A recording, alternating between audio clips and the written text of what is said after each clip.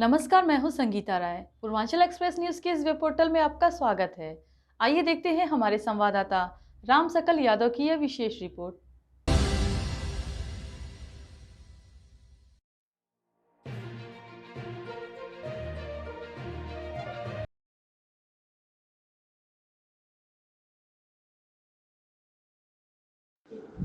Azamgarh Suheldev Bharatiya Samaj party के अध्यक्ष और पंचायती राज मंत्री ओम प्रकाश राजभर सोम और शाम आजमगढ़ के नेहरू सभागार पहुंचे। यहाँ उन्होंने राष्ट्रीय सुहेलदेव सेना के कार्यक्रम में हिस्सा लिया और इसी तरह समाजवादी पार्टी व विपक्ष पर जमकर निशाना साधा।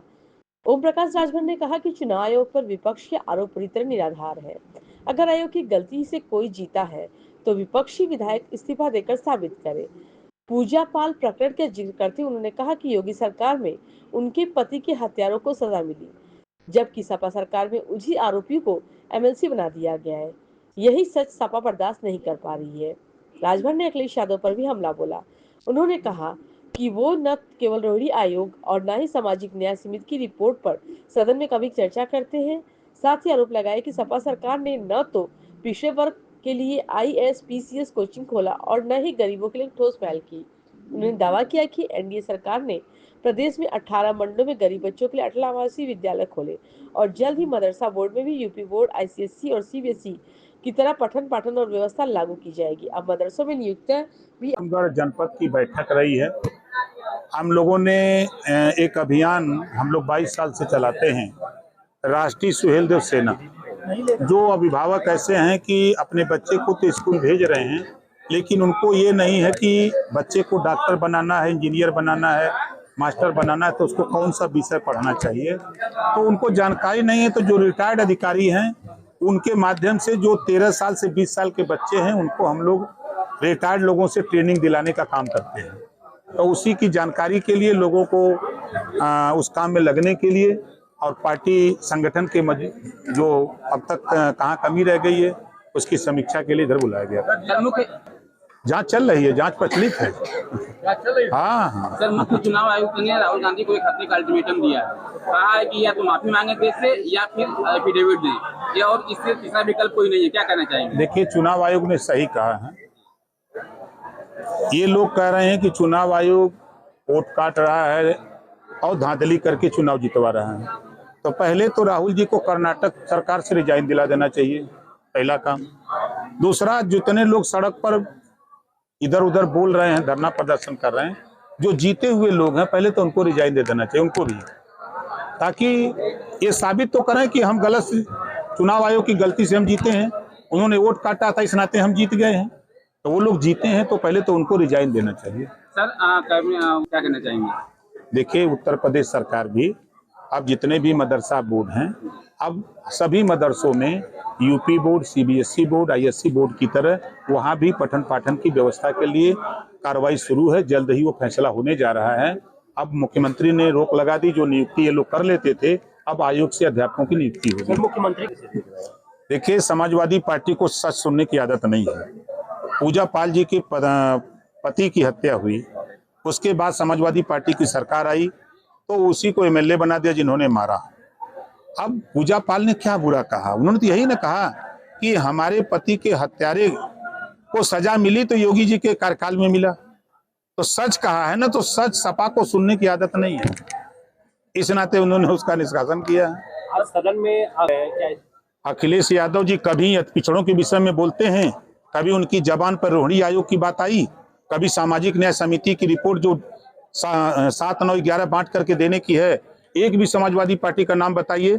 सदन चला इतने दिन, कोई बोला हुआ?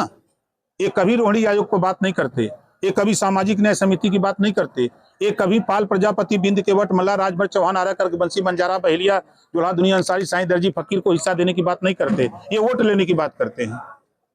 खाली वोट चाहिए इनको और कुछ नहीं चाहिए। मंत्री जी, तो सरकार तो थी 5 साल, माननीय अखिलेश यादव जी मुख्यमंत्री थे। अगर एक नजर से देखे होते तब कम से कम उनके साथ मुसलमान 20% वोट दिया, तो कम से कम 2.5 साल के बाद मुसलमानों को मुख्यमंत्री बना दिए होते। तब तो हम मानते कि एक नजर से देख रहे हो। आपने अपनी सरकार में किसको पूछा?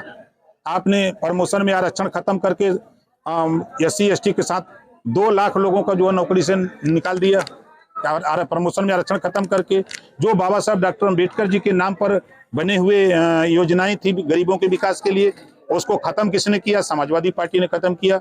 समाजवादी पार्टी, हम तो कहते हैं डिबेट हमसे कर ले कोई। बहुजन समाज पार्टी ने शेड्यूल कास्ट शेड्यूल ट्राइब्स के लिए, अब 5 साल मुख्यमंत्री अखिलेश जी थे। अगर पीडीए की बात करते हैं तो पीडीए में इन्होंने क्यों नहीं पिछड़ों के लिए खोला? पिछड़ों के लिए आईएएस कोचिंग सेंटर, सामान्य वर्ग के लिए आईएएस कोचिंग सेंटर क्यों नहीं खोला? आज देखिए एनडीए की सरकार है, 18 मंडल में अटल आवासीय विद्यालय खोल करके उन गरीब जो विधवाएं हैं, उनके बच्चे जो मजदूर हैं, मनरेगा में काम करते हैं, उनके बच्चों को पढ़ाया जा रहा है। अटल आवासीय विद्यालय आपके आजमगढ़ में है, हर 18 मंडल में। तो ये काम उन्होंने तो किया नहीं। किस पीडीए की बात करते हैं? पंचायत चुनाव को लेकर मंत्री के लिए लड़ाई, कहाँ सिंबल से चुनाव होता है?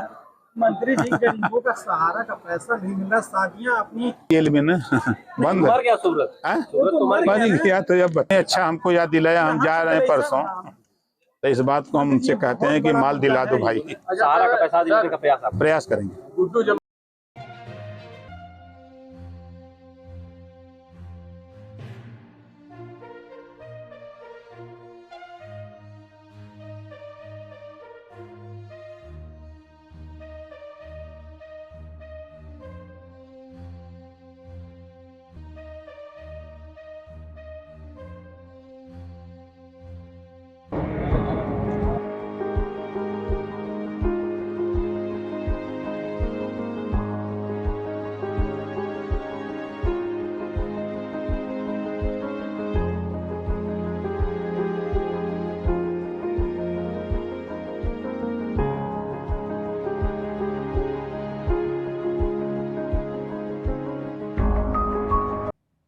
अगर आपको हमारी खबर पसंद आई हो तो हमारे चैनल को लाइक, सब्सक्राइब और शेयर जरूर करिए।